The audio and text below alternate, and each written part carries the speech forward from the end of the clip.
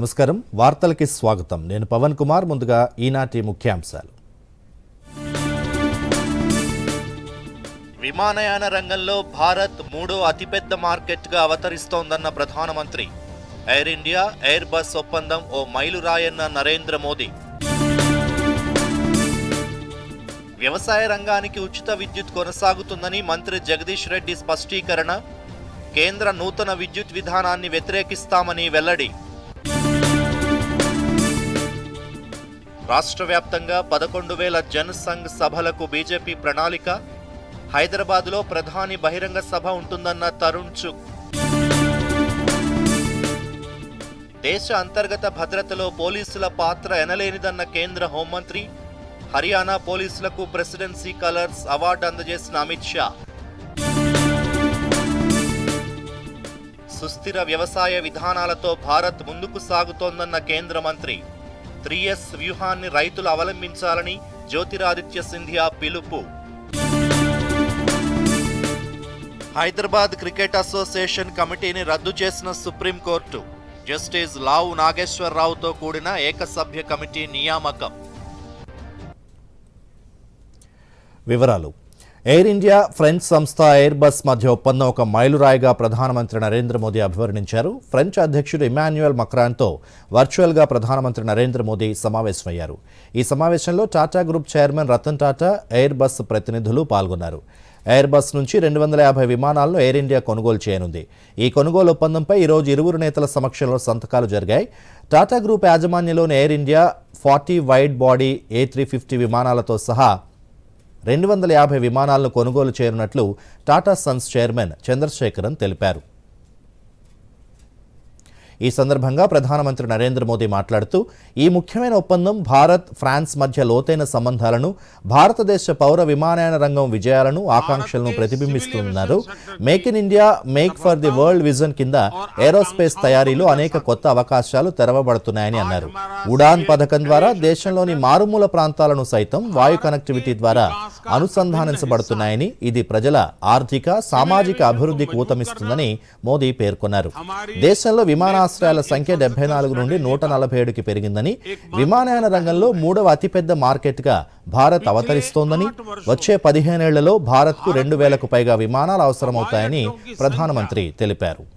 74 से उछलकर 147 हो गई है, यानी लगभग दोगुनी बढ़त.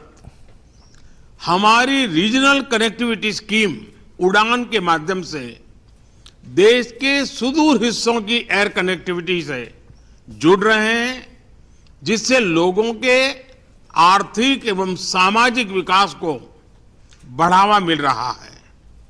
निकट भविष्य में भारत एविएशन सेक्टर में विश्व का तीसरा सबसे बड़ा मार्केट बनने जा रहा है.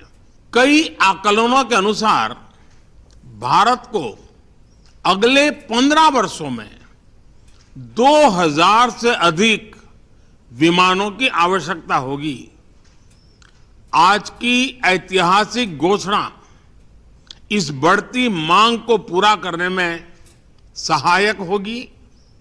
भारत की make in India make for the world vision के तहत एरोस्पेस मैन्युफैक्चरिंग में अनेक नए अवसर खुल रहे हैं.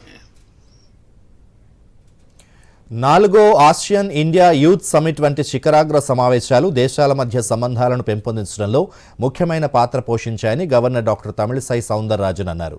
హైదరాబాద్ శివార్లోని లియోనియా రిసార్ట్స్లో జరిగిన ఆసియన్ ఇండియా యూత్ సమిట్ ముగింపు కార్యక్రమానికి గవర్నర్ ముఖ్య అతిథిగా హాజరయ్యారు. ఉత్తమ ప్రతిభ కనబరిచిన ప్రతినిధులకు బహుమతులు ప్రదానం చేశారామె. ఈ సందర్భంగా గవర్నర్ మాట్లాడుతూ ఆసియా ప్రాంతంలో రాజకీయ భద్రత, సాంస్కృతిక, సామాజిక సంబంధాల వంటి ఉమ్మడి రంగాలపై పనిచేయగలవన్నారు. ఇటువంటి శిఖరాగ్ర సమావేశాలు మొత్తం ప్రాంతాన్ని బలోపేతం చేయడానికి సవాళ్లను ఎదుర్కొనేందుకు తోడ్పడతాయన్నారు.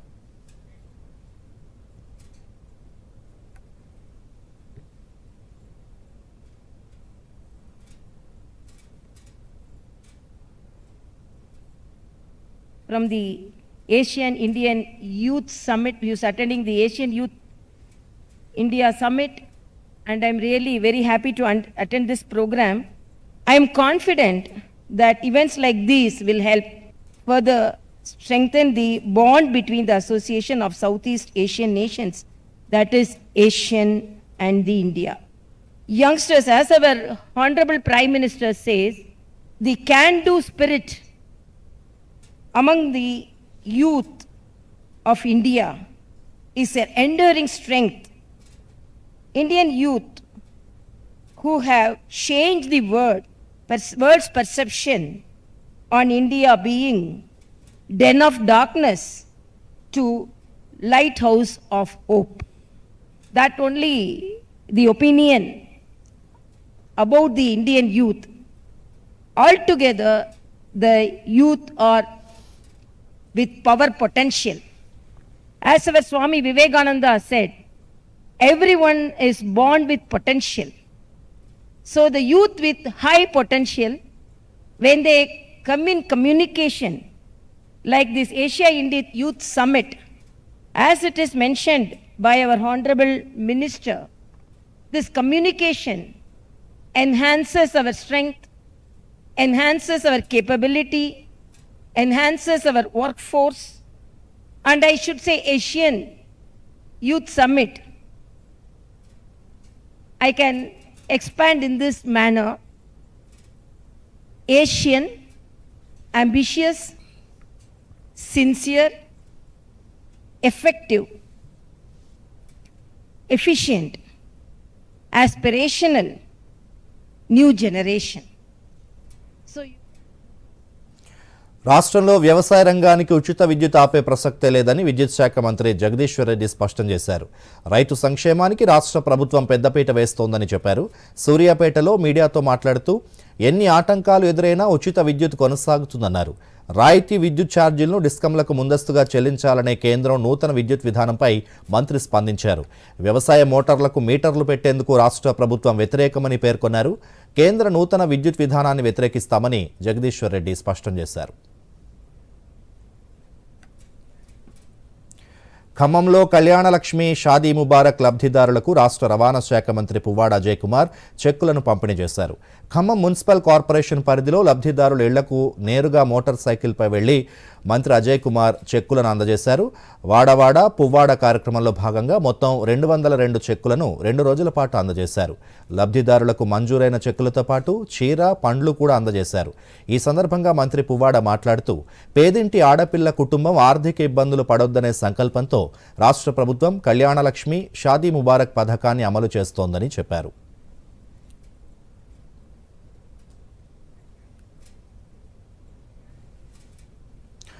మధ్యప్రదేశ్లోని ఇండోర్లో 2 రోజుల పాటు జరిగిన G20 మొదటి వ్యవసాయ వర్కింగ్ గ్రూప్ సమావేశాలు ముగిశాయి. కేంద్ర పౌర విమానయాన శాఖ మంత్రి జ్యోతిరాదిత్య సింధియా G20 ప్రతినిధులను ఉద్దేశించి ప్రసంగించారు. ఆజాదీ కా అమృత్ మహోత్సవ్లో G20 అధ్యక్ష బాధ్యతలు భారత్ చేపట్టడం దేశానికి గర్వకారణమన్నారు. వ్యవసాయ పర్యావరణ వ్యవస్థలో స్మార్ట్, సుస్థిరత సేవలందించే 3S వ్యూహాన్ని రైతులు అవలంబించాలని పిలుపునిచ్చారు. వసుదైక కుటుంబ విలువలతో భారతదేశం ముందుకు సాగుతోందన్నారు. అంతర్జాతీయ చిరుధాన్యాల సంవత్సరంలో ప్రపంచానికి ఆరోగ్యం, పోషక విలువలను భారత్ అందిస్తోందన్నారు. కేంద్ర బడ్జెట్లో వ్యవసాయ రంగానికి అధిక ప్రాధాన్యం ఇచ్చినట్లు తెలిపారు. మంచి భవిష్యత్తు కోసం సుస్థిర వ్యవసాయ విధానాలతో ముందుకు సాగాల్సిన అవసరం ఉందని పేర్కొన్నారు. వ్యవసాయ రంగానికి డ్రోన్ టెక్నాలజీని వినియోగించాలని జ్యోతిరాదిత్య సింధియా సూచించారు. कल्चरल इकोसिस्टम के लिए हमें अपनाना होगा एक ऐसी स्ट्रैटेजी विश्व के लिए जो स्मार्ट हो, एक ऐसी स्ट्रैटेजी विश्व के लिए जो सस्टेनेबल हो और एक ऐसी स्ट्रैटेजी विश्व के लिए जो सभी को सर्व कर पाए. విశేష సేవలకు గుర్తింపుగా ప్రెసిడెంట్ కలర్స్ను హర్యానా పోలీసులకు కేంద్ర హోంమంత్రి అమిత్ షా అందజేశారు. మధుబన్లోని హర్యానా పోలీస్ అకాడమీలో ఈ కార్యక్రమం జరిగింది. ప్రెసిడెంట్స్ కలర్ అనేది దేశానికి అందించిన అసాధారణమైన సేవలకు గుర్తింపుగా ఏదైనా సైనిక, పోలీస్ విభాగానికి ఇచ్చే అత్యున్నత గౌరవం. హర్యానా పోలీసులకు ఈ అత్యున్నత అవార్డును ఇవ్వడానికి ఎంపిక చేశారు.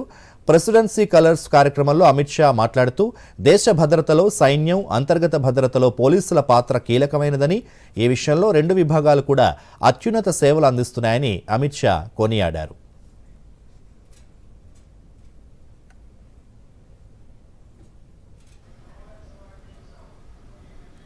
हमारे देश के प्रधानमंत्री जी ने आजादी के अमृत महोत्सव के वर्ष में नशा मुक्त भारत का संकल्प हमारे सामने रखा है।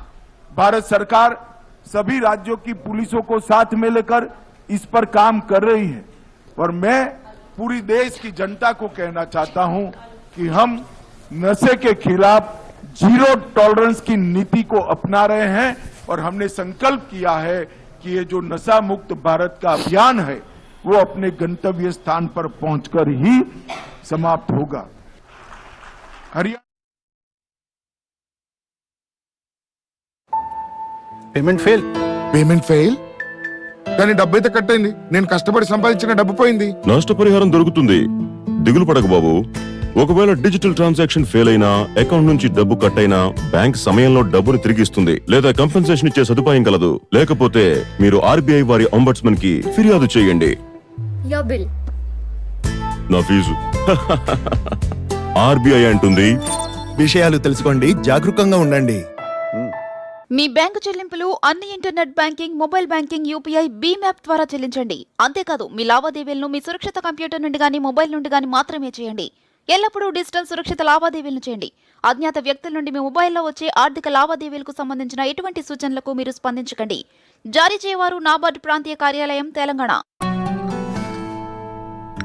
ఏ అజయ్, మీ నాన్నగారిని చూడు. ఈ వయస్సులో మనం ఇలా ఉండగలమా? తప్పకుండా ఉంటాం. నాన్నగారిలా సరైన ప్లానింగ్ చేసినట్లయితే. అంటే మా నాన్నగారు ఎల్ఐసి వారి జీవనక్షయలో ఇన్వెస్ట్ చేశారు. అది ఇమీడియట్ ఇంకా గ్యారంటీడ్ అన్విటీ ఇస్తుంది, రెగ్యులర్ ఇంటర్వెల్స్ లో జీవితకాలం పాటు. వా, కానీ మనం ఈ వయసు వచ్చే వరకు వెయిట్ చేయాల్సి ఉంటుంది కదా? అసలు కాదు, మేము ఇప్పుడు ఇన్వెస్ట్ చేసాం ఎల్ఐసి వారి న్యూ జీవన్ శాంతిలో. ఇది మనకి డిఫర్డ్ అన్యూటీని ఇస్తుంది, అంటే కొన్ని సంవత్సరాల తర్వాత క్రమం తప్పని ఆదాయం. I see. ఎల్ఐసి యొక్క యాన్యుటీ ప్లాన్స్ ఇస్తాయి 10 యాన్యుటీ ఆప్షన్స్ మరియు క్రమం తప్పని ఆదాయం పొందడంలో సౌలభ్యం కూడా. ఎల్ఐసి ప్రతి క్షణం మీ తోడు. సర్దుబాటు అయింది. దేనికి? చిన్ని ఫీజుకి. చూపించు. 20,000 రూపాయల లోన్ వెంటనే. ఎవరిస్తున్నారో తెలుసా? ఎంత వడ్డీనో తెలుసా?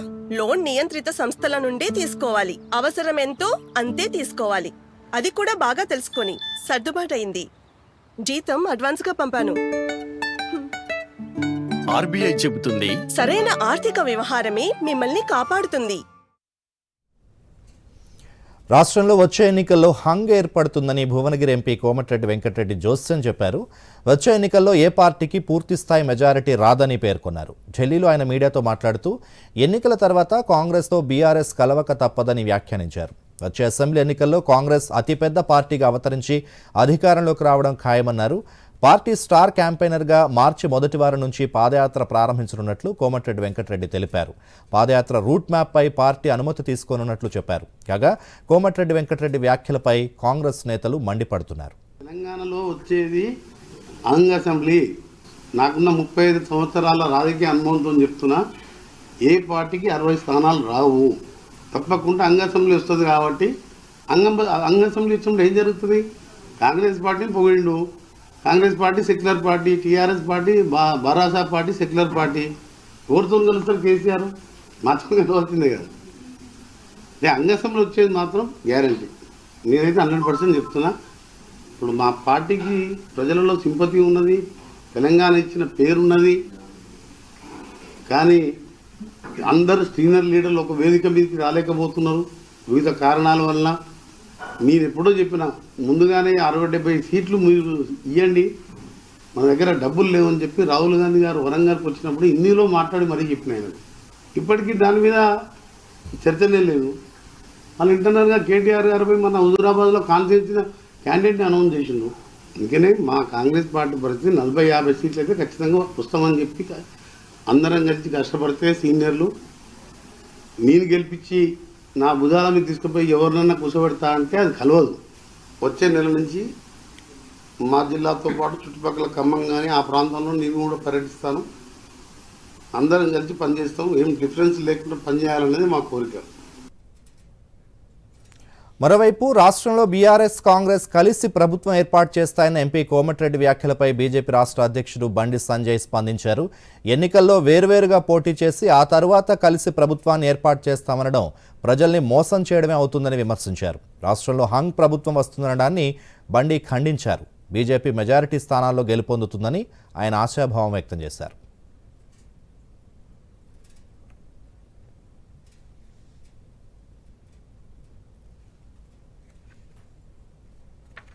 వెళ్ళిపోయింది. మరి పాదయాత్ర ఎందుకు చేస్తున్నారు? వాళ్ళ అధికారంలోకి రామని చెప్పి వాళ్ళ నాయకులే స్పష్టంగా చెప్తున్నారు. నెక్స్ట్ అధికారంలోకి వచ్చేది ఏది? భారతీయ జనతా పార్టీ. టీఆర్ఎస్ పార్టీ వ్యతిరేకంగా ఉన్నది. టీఆర్ఎస్ పార్టీతో కొట్లాడే party Bharatiya Janata party. Congress party నాయకులే మేము అధికారం రావలేము. అటువంటిప్పుడు కాంగ్రెస్ పార్టీని ప్రజలు ఏ విధంగా గుర్తిస్తారు? అందుకే కాంగ్రెస్ పార్టీ ఎట్టి పట్ల ఫీల్డ్లో లేదు.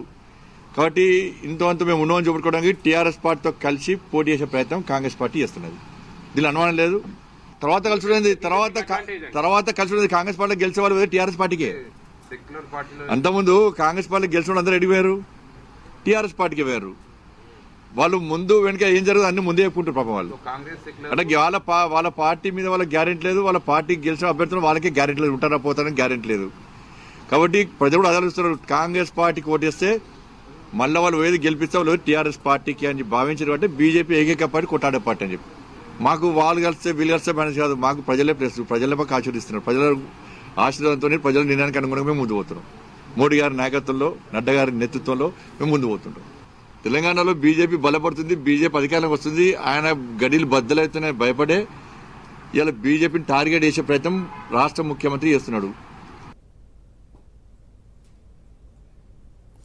రాష్ట్రంలో పార్టీ బలోపేతం కోసం త్వరలో జనసంఘ్ సభలు నిర్వహించనున్నట్లు బీజేపీ రాష్ట్ర వ్యవహారాల ఇన్ఛార్జ్ తరుణ్ చుగ్ వెల్లడించారు. ప్రజా గోసా బీజేపీ భరోసా నినాదంతో రాష్ట్ర వ్యాప్తంగా 11,000 సభలు నిర్వహించనున్నట్లు చెప్పారు. ప్రతి పార్లమెంటు, ప్రతి అసెంబ్లీ నియోజకవర్గాల్లో 100కు తగ్గకుండా సభలు జరుపుతామని స్పష్టం చేశారు. ఈ సభలకు కేంద్ర మంత్రులు, పార్టీ సీనియర్ నాయకులు హాజరవుతారని పేర్కొన్నారు. చివరగా హైదరాబాద్లో ప్రధానమంత్రి నరేంద్ర మోదీ అధ్యక్షతన భారీ బహిరంగ సభకు ప్రణాళిక చేస్తున్నట్లు తరుణ్ చుగ్ వెల్లడించారు. शुरू करेंगे। अभी भारतीय जनता पार्टी ने प्रजा गोसा भाजपा भरोसा नुक्कड़ सभा अभियान ये शुरू किया है, जिसके अंतर्गत 11,000 सभाएं, 11,000 छोटी सभाएं करने की योजना को हमने शुरू कर दिया है। पहले 3 दिनों में 1400 सभाएं हुई हैं और ये टारगेट हम 25 फरवरी तक इसको पूरा करेंगे। उसके बाद 119 विधानसभाओं में एक सभा की जाएगी और प्रदेश अध्यक्ष के साथ बैठकर पार्टी की सारी टीम ने तय किया है कि 10 बड़ी सभाएं जो तेलंगाना के पुराने 10 डिस्ट्रिक्ट हैं वहां पर की जाएंगी और हैदराबाद में एक बड़ी जनसभा जिसमें प्रधानमंत्री श्री नरेंद्र मोदी जी आएंगे। जो सभाएं 119 विधानसभाओं में की जाएंगी, उन सभाओं में केंद्रीय नेता भी आएंगे, केंद्र सरकार के मंत्री भी आएंगे। पार्टी के राष्ट्रीय अध्यक्ष श्री जेपी नड्डा जी की लीडरशिप में ये सारा अभियान चलाया जा रहा है। श्री రాష్ట్రంలో టీపీసీసీ చీఫ్ రేవంత్ రెడ్డి చేపట్టిన హాత్ సే హాత్ జోడో అభియాన్ పాదయాత్ర విజయవంతంగా కొనసాగుతోంది. భద్రాచలం నియోజకవర్గంలో రేవంత్ రెడ్డి పాదయాత్ర చేస్తున్నారు. రేవంత్ వెంట పెద్ద సంఖ్యలో కాంగ్రెస్ నేతలు, కార్యకర్తలు నడుస్తున్నారు. సీఎల్పీ నేత మల్లు భట్టి విక్రమార్కతో పాటు పలువురు సీనియర్లు రేవంత్తో అడుగులు వేశారు. ఎక్కడికక్కడ స్థానిక ప్రజలతో మమేకమవుతూ వారి సమస్యలు అడిగి తెలుసుకుంటున్నారు రేవంత్. రేపు పాలకుర్తి నియోజకవర్గానికి రేవంత్ రెడ్డి పాదయాత్ర చేరుకోనుంది.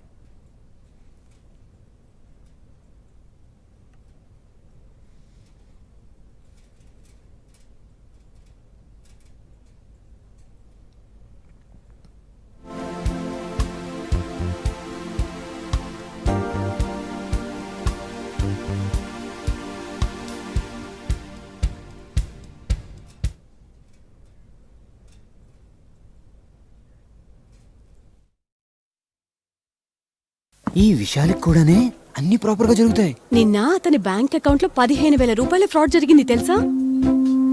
ఆయన ఏ టెన్షన్ లేదు అతనికి. చూడు టెన్షన్ ఎందుకు? నా తప్పేం లేదుగా. అయినా ఫ్రాడ్ జరిగినప్పుడు నేను వెంటనే బ్యాంక్ ఇన్ఫార్మ్ చేసేసా. ఆర్బీఐ అంటుంది, మీ అకౌంట్ లోంచి ఎవరైనా మోసంగా డబ్బు తీసినట్టయితే బ్యాంకుకి వీలైనంత త్వరగా ఇన్ఫార్మ్ చేయండి. 3 రోజుల్లోగా చేస్తే ఏ నష్టం ఉండదు. ఎంత లేట్ చేస్తే అంత ఎక్కువ నష్టం. ఇంకోటి, అన్ని జరిగిపోవు, ప్రాపర్ గా జరిపించాల్సి వస్తుంది. ఆర్బీఐ అంటుంది, విషయాలు తెలుసుకుంటే జాగరూకంగా ఉండండి. मकान बनाते समय लापरवाही भूकंप में महंगी पड़ सकती है। भूकंप से ईंट या पत्थर की चुनाई वाले मकान में दरारें न आए, इसलिए आप लिंटल और प्लिंथ लेवल पर और जोन 5 के मकान में सिल लेवल पर भी भूकंप पट्टियां लगवाएं। हर कोने और जोड़ पर खड़े सरिये लगवाएं। घर सुरक्षित तो आप सुरक्षित। आपके हित में तत्पर एनडीएमए। తొందరగా టిఫిన్ ప్యాక్ చేయండి. రాజు, మొబైల్ వదిలేయ్. అక్క, బ్యాంక్ నంబర్ కావాలి. రిఫండ్ రాలేదు. దొరికింది. ఇప్పుడే కాల్ చేస్తానక్క. నెంబర్ గురించి తెలుసుకోకుండా తరచూ మోసగాళ్లు నకిలీ బ్యాంక్ వెబ్సైట్ మరియు మోసపూరిత నెంబర్లతో డబ్బు కాజేస్తారు. మరైతే సరైన నంబర్ బ్యాంక్ అఫీషియల్ వెబ్సైట్ లేదా కార్డ్ పైన. మీరు నన్ను కాపాడారక్క. పని నుండి కాదు. చేస్తాను. ఆర్బీఐ చెబుతుంది, సరైన ఆర్థిక వ్యవహారమే మిమ్మల్ని కాపాడుతుంది. పుల్వామా ఉగ్రదాడిలో అమరవీరులైన సిఆర్పీఎఫ్ జవాన్లకు దేశం ఘన నివాళి అర్పించింది. సైనికుల ప్రాణత్యాగాన్ని ఎప్పటికీ మరిచిపోలేమని ప్రధానమంత్రి నరేంద్ర మోదీతో పాటు పలువురు ప్రముఖులు ఈ సందర్భంగా ట్వీట్ చేశారు. మరిన్ని వివరాలు. పుల్వామా ఉగ్రదాడిలో అమరులైన జవాన్లకు ప్రధాని నరేంద్ర మోదీ నివాళులర్పించారు. ఈ ఘటన జరిగి 4 ఏళ్లైన సందర్భంగా వారిని స్మరించుకున్నారు. పుల్వామా అమరుల త్యాగాన్ని దేశం ఎన్నటికీ మరువదని, దేశాభివృద్ధికి వీర సైనికుల శౌర్యమే స్ఫూర్తిదాయకమన్నారు. ఈ మేరకు మోదీ ట్వీట్ చేశారు. పుల్వామా ఉగ్రదాడిలో అమరులైన వీర జవాన్లకు కేంద్ర హోంమంత్రి అమిత్ షా నివాళులర్పించారు. 2019 సంవత్సరంలో సరిగ్గా ఇదే రోజు పుల్వామాలో జరిగిన భయంకరమైన ఉగ్రదాడిలో ప్రాణాలర్పించిన వీర జవాన్లకు నివాళులర్పిస్తున్నానని అమిత్ షా తెలిపారు. వారి త్యాగాన్ని దేశం ఎప్పటికీ మర్చిపోదన్నారు. వారి పరాక్రమం, అలుపెరగని ధైర్య సాహసాలు ఉగ్రవాదంపై పోర్లో ఎప్పుడూ స్ఫూర్తిగా నిలుస్తాయని ట్వీట్లో పేర్కొన్నారు. 2019లో పుల్వామాలో జరిగిన ఉగ్రదాడిలో ప్రాణత్యాగం చేసిన వీర జవాన్లకు నివాళులర్పిస్తున్నట్లు కేంద్ర రక్షణ శాఖ మంత్రి రాజ్నాథ్ సింగ్ ట్వీట్ చేశారు. అమర సైనికుల ధైర్యానికి, త్యాగానికి ఈ దేశం వందనం చేస్తోందని, దేశం మొత్తం వారి కుటుంబాలకు అండగా నిలుస్తోందని చెప్పారు. 2019 ఫిబ్రవరి 14న జమ్మూ కాశ్మీర్ పుల్వామాలో సిఆర్పీఎఫ్ కాన్వాయ్పై ఉగ్రదాడి జరిగింది. ఈ ఘటనలో 40 మంది భారత జవాన్లు అమరులయ్యారు. ఇందుకు ప్రతీకారంగా పాకిస్తాన్ బాలాకోట్లోకి ప్రవేశించి భారత సైన్యం మెరుపుదాడులు చేసింది. ఉగ్ర శిబిరాలను పేల్చివేసింది. ఈ ఘటనలో దాదాపు 250 మంది తీవ్రవాదులు హతమైనట్లు కేంద్ర ప్రభుత్వం తెలిపింది. Bureau report, Doordarshan news. Hyderabad cricket association కమిటీని సుప్రీంకోర్టు రద్దు చేసింది. ప్రస్తుత కమిటీ స్థానంలో ఏకసభ్య కమిటీని సర్వోన్నత న్యాయస్థానం నియమించింది. సుప్రీంకోర్టు మాజీ జడ్జి జస్టిస్ లావు నాగేశ్వరరావుతో కూడిన ఏకసభ్య కమిటీ ఇకపై హెచ్సీఏ వ్యవహారాలు చూసుకుంటుందని పేర్కొంది. జస్టిస్ లావు నాగేశ్వరరావు కమిటీ నివేదిక తరువాత తదుపరి ఆదేశాలుంటాయని తెలిపింది. హైదరాబాద్ క్రికెట్ అసోసియేషన్లో ఇటీవలి కాలంలో విభేదాలు బయటపడ్డాయి. హెచ్సీఏ అధ్యక్షుడు అజారుద్దీన్పై పలు ఆరోపణలు వచ్చాయి. అధ్యక్షుడిగా అజారుద్దీన్ పదవీకాలం సెప్టెంబర్ 26తో పూర్తవడంతో హెచ్సీఏకు ఎన్నికలు నిర్వహిస్తామని ప్రత్యేక ఏజీఎం నిర్వహించి ప్రకటించారు. హెచ్సీఏలో పాలన సవ్యంగా సాగడం కోసం విశ్రాంత న్యాయమూర్తి జస్టిస్ నిస్సార్ అహ్మద్ కక్రూ చైర్మన్గా పర్యవేక్షక కమిటీని సుప్రీంకోర్టు నియమించింది. ఇందులో ఐపీఎస్ అంజనీ కుమార్, మాజీ క్రికెటర్ వెంకటపతిరాజు, వంకా ప్రతాప్ ఇతర సభ్యులుగా ఉన్నారు. చైర్మన్గా ఉన్న తనకు ఎలాంటి సమాచారం ఇవ్వకుండానే రాష్ట్రంలోని 33 జిల్లా సంఘాలకు హెచ్సీఏ సభ్యత్వాన్ని ఇచ్చేందుకు పర్యవేక్షక కమిటీ నిర్ణయం తీసుకుందని జస్టిస్ కక్రూ వెల్లడించారు. ఈ కమిటీని తాజాగా సుప్రీంకోర్టు రద్దు చేసింది. జస్టిస్ లావు నాగేశ్వరరావుతో ఏకసభ్య కమిటీని నియమించింది.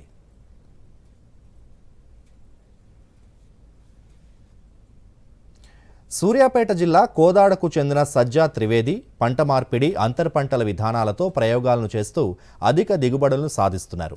2003లో రాజేంద్రనగర్ వ్యవసాయ విశ్వవిద్యాలయం నుండి ఉత్తమ రైతు అవార్డు అందుకున్నారు. రైతులందరికీ ఆదర్శంగా నిలుస్తున్న సజ్జా త్రివేదిపై దూరదర్శన్ అందిస్తోన్న ప్రత్యేక కథనం.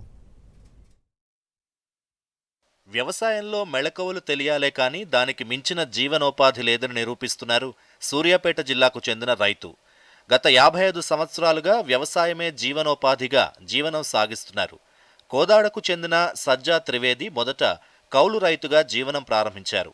ఇప్పుడు 30 ఎకరాలకు ఆసామిగా మారడమే గాక 10 మందికి ఉపాధి కల్పిస్తున్నారు. తమ్మరబండపాలెంలో ఉన్న తన 30 ఎకరాల పొలంలో ఏకంగా 14 రకాల పంటలను పండిస్తున్నారు. వరి పండించాలనే మూస ధోరణితో కాకుండా తృణధాన్యాలు, ఉద్యానవన పంటలపై సజ్జా త్రివేది ఆసక్తి పెంచుకున్నారు. ఎప్పటికప్పుడు మార్కెట్ డిమాండ్కు అనుగుణంగా పంటలను వేయడం ప్రారంభించారు. మామిడి, కొబ్బరి, టేకు తోటల్ని సాగు చేస్తూనే అంతర్పంటగా పండ్ల మొక్కలు, మినుములు, తీగ కూరగాయలు, బంతిపూలను సాగు చేస్తున్నారు. కేంద్ర ప్రభుత్వం సబ్సిడీపై అందిస్తున్న పామాయిల్ మొక్కలను, డ్రిప్ పరికరాలను సద్వినియోగం చేసుకున్నారు. సజ్జా త్రివేది ఎక్కువగా 4 నెలలో చేతికొచ్చే డిమాండ్ ఉన్న స్వల్పకాలిక పంటలకు ప్రాధాన్యమిస్తూ అధిక లాభాలను ఆర్జిస్తున్నారు. భూసారం దెబ్బతినకుండా పూర్తిగా సేంద్రియ ఎరువులతో వ్యవసాయం చేస్తున్నారు. పంటలకు సరిపడా జీవామృతం, సేంద్రియ ఎరువులను తన పొలంలోనే తయారు చేసుకుంటున్నారు. వ్యవసాయంలో అధిక దిగుబడులు సాధించాలంటే నూతన సాగు పద్ధతులు అవలంబించాలని, ఒకే రకమైన పంటలకు స్వస్తి చెప్పి పంట మార్పిడిని అవలంబించాలని రైతు త్రివేది అంటున్నారు. ఇంటర్ కల్టివేషన్ చేయొచ్చు అనే అభిప్రాయంతో నేను పామాయిల్లో అరటేసి, అరటిలో బంతి అయిపోయిన టైంలోనే మళ్ళీ దోస వేయటం జరిగింది. అంటే ఒకే పొలంలో 4 పంటలు వితిన్ 4 months 120 రోజుల్లో 4 రకాల పంటలు వేసాం.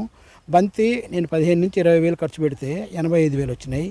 దోసకి 5 వేలు ఖర్చు పెడితే 1,50,000 రూపాయలు వచ్చినాయి. ఇప్పుడు అరటి బాగానే ఉంది, పామాయిల్ బాగానే ఉంది. ఇంకా దాన్ని డెవలప్ చేస్తాను ఇప్పుడు దాంట్లో. వేరే భూమిలో అదేవిధంగా బంతి, పుచ్చ, మినుము ఇలాంటి డిఫరెంట్ టైప్స్ అన్ని 100 రోజుల పంటలకి ట్రై చేస్తున్నాం. ఎలాంటి ఎరువులు వాడకుండా వ్యవసాయ పద్ధతుల్ని పాటిస్తున్నామని వ్యవసాయ కూలీ బాలాజీ తెలిపారు.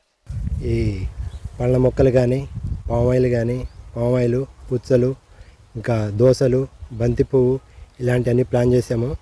ఈ సంవత్సరం నుంచి మంచి దిగుబడి ఉంది. వీటికి నీళ్లు వసతి డ్రిప్ ద్వారాగా ఒక చినుకు కూడా వేస్ట్ కాకుండా ఎంతవరకు కావాలో మొక్కకు అంతవరకు యూజ్ చేసుకుంటూ ఒక వాటర్ నీటిని వేస్ట్ చేయకుండా మేము ఇక్కడ చాలా మంచిగా సాగు చేస్తున్నాము. 2003లో రాజేంద్రనగర్ వ్యవసాయ విద్యాలయం నుండి ఉత్తమ రైతు అవార్డు అందుకున్న సజ్జా త్రివేది అంటర్ పంటలతో అందరికీ ఆదర్శంగా నిలుస్తున్నారు. Bureau report, Doordarshan news. దేశంలోని బిజినెస్ స్కూల్స్లో హైదరాబాద్కు చెందిన ఇండియన్ స్కూల్ ఆఫ్ బిజినెస్ మరోసారి అగ్రగామిగా నిలిచింది.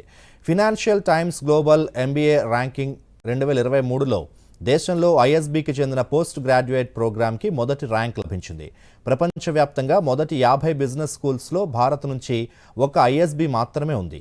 ISBకి అంతర్జాతీయంగా 39వ ర్యాంక్ దక్కింది. ఆసియా బిజినెస్ స్కూల్స్లో ISB 6 ర్యాంకును దక్కించుకుంది. రీసెర్చ్ పరంగా కూడా భారత్లో ISB నెంబర్ 1 ర్యాంక్లో ఉంది.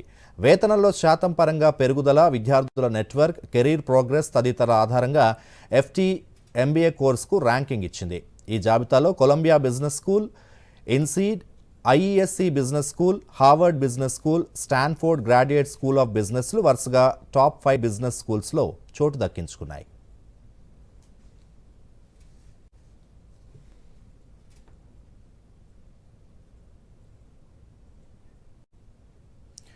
న్యూజిలాండ్ను గాబ్రియల్ తుఫాన్ వణికిస్తోంది. గత 3 రోజులుగా ఉత్తర దీవిలో భారీ వర్షాలు కురుస్తున్నాయి. వర్షాల కారణంగా ముంచెత్తిన వరదలతో జనజీవనం స్తంభించిపోయింది. దీంతో న్యూజిలాండ్ ప్రభుత్వం దేశవ్యాప్తంగా ఎమర్జెన్సీ ప్రకటించింది. నార్త్ ఐలాండ్, ఆక్లాండ్లో గాబ్రియల్ తుఫాన్ బీభత్సం సృష్టిస్తోంది. భారీ వర్షాలకు తోడు భీకర గాలులకు భారీ వృక్షాలు, విద్యుత్ స్తంభాలు నేలమట్టమయ్యాయి. వేలాదేళ్లకు విద్యుత్ సరఫరా నిలిచిపోయింది. రికార్డ్ స్థాయిలో కురుస్తున్న వర్షాలు, వరదలతో లోతట్టు ప్రాంతాలు నీట మునిగాయి. వరద ఉధృతికి ఒక బ్రిడ్జ్ కొట్టుకుపోయింది. జనజీవనం పూర్తిగా స్తంభించిపోయింది. వరదల కారణంగా పాఠశాలలు, కళాశాలలకు ప్రభుత్వం సెలవు ప్రకటించింది. కాగా న్యూజిలాండ్ ప్రభుత్వం అత్యవసర పరిస్థితిని ప్రకటించడం ఇది 3వసారి.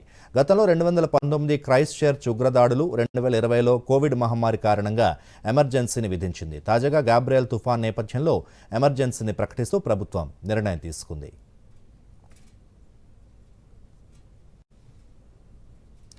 ఈ వార్తలు ఇంతటితో సమాప్తం. చివరిగా ముఖ్యాంశాలు మరోసారి. నమస్కారం. దూరదర్శన్ యాదగిరి వార్తలను ఇప్పుడు సోషల్ మీడియాలో కూడా చూడొచ్చు. యూట్యూబ్ అయితే DD న్యూస్ తెలంగాణ, ట్విట్టర్ అయితే DD news Telangana @DD Yadagiri news, మరి ఫేస్బుక్ అయితే డిడి న్యూస్ తెలంగాణలో చూసి సబ్స్క్రైబ్ చేసి లైక్ చేయండి, షేర్ చేయండి. విమానయాన రంగంలో భారత్ 3వ అతిపెద్ద మార్కెట్గా అవతరిస్తోందన్న ప్రధానమంత్రి. ఎయిర్ ఇండియా, ఎయిర్ బస్ ఒప్పందం ఓ మైలురాయన్న నరేంద్ర మోదీ. వ్యవసాయ రంగానికి ఉచిత విద్యుత్ కొనసాగుతుందని మంత్రి జగదీష్ రెడ్డి స్పష్టీకరణ.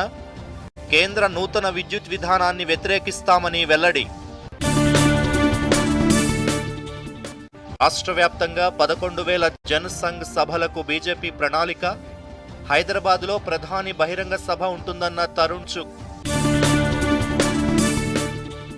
దేశ అంతర్గత భద్రతలో పోలీసుల పాత్ర ఎనలేనిదన్న కేంద్ర హోంమంత్రి. హర్యానా పోలీసులకు ప్రెసిడెన్సీ కలర్స్ అవార్డు అందజేసిన అమిత్ షా. సుస్థిర వ్యవసాయ విధానాలతో భారత్ ముందుకు సాగుతోందన్న కేంద్ర మంత్రి.